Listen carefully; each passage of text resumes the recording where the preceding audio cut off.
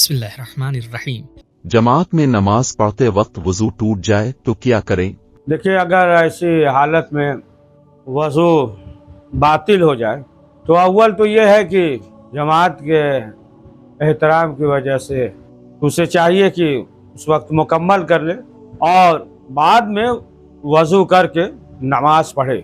नमाज फरदा पढ़ते वक्त जिन नमाजों में बुलंद आवाज से सूरत पढ़नी होती है, जैसे नमाज फज्र और मगरिबैन, क्या कोई सरगोशी की आवाज में पढ़ सकता है? जिस नमाज को बुलंद आवाज से पढ़ना जरूरी, अमदन जानबूझकर, जैसे मगरिब इशा सुबह में अलहम्द और सूरा आहिस्ता पढ़े और जोहर असर में अमदन बुलंद आवाज से अलहम्द सूरा पढ़े तो फिर उसकी नमाज बातिल हो जाएगी। अगर सहवन हो, अगर भूल कर ऐसा करे और फिर मसलन मतवज्जे हो जाए, ये जरूरी नहीं है कि नमाज का जो हिस्सा पढ़ चुका है उसे दोबारा पढ़े, है ना, लेकिन जानबूझकर आमदन ऐसा नहीं करेगा। उसके बरअक्स सहवन हो जाए तो कोई हरज नहीं। जमात की नमाज में हमें कौन कौन सा जिक्र पढ़ना वाजिब है? देखिए, नमाज जमात में अलहम्द और सूरा के अलावा बाकी जो है उसे सब पढ़ना है। सिर्फ अलहम्द और सूरा नहीं पढ़ेगा। लेकिन अगर जो है इमाम की तीसरी या चौथी रकत है और मुक्तदी की इक्तिदा किया, मसलन उसकी जो है पहली या दूसरी रकत है, तब जो है वो अलहम्द और सूरा पढ़ेगा।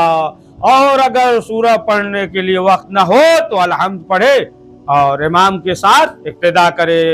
अब अगर मालूम है कि अलहम्द भी नहीं पढ़ पाएगा तो फिर अब उसके लिए जरूरी है, वाजिब है कि इमाम के रुकू का इंतजार करे और इक्तिदा करे, यानी अलहम्द और सूरा के अलावा बाकी जो है जिक्र उसे पढ़ना है। अक्सर हम इमाम जमात से पहले सूरत जिक्र पढ़ लेते हैं, क्या इससे नमाज बातिल हो जाएगी?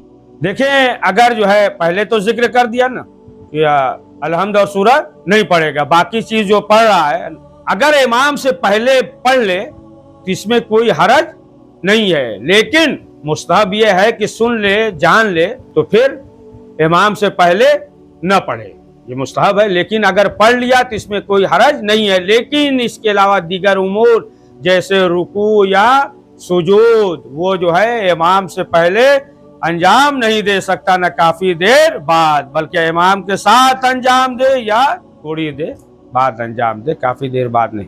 वो मकामात जहाँ नमाज पढ़ना मकरूह है। देखिए, बहुत सी जगह नमाज पढ़ने के लिए मकरूह है। ऐसी जगह की जहाँ जानदार की तस्वीर लगी हुई हो, है ना, किचन में, गुजरगाह हो, रास्ते में, कब्र के ऊपर, कब्र के सामने, है ना, कब्रिस्तान में, ये नमाज पढ़ना मकरूह है।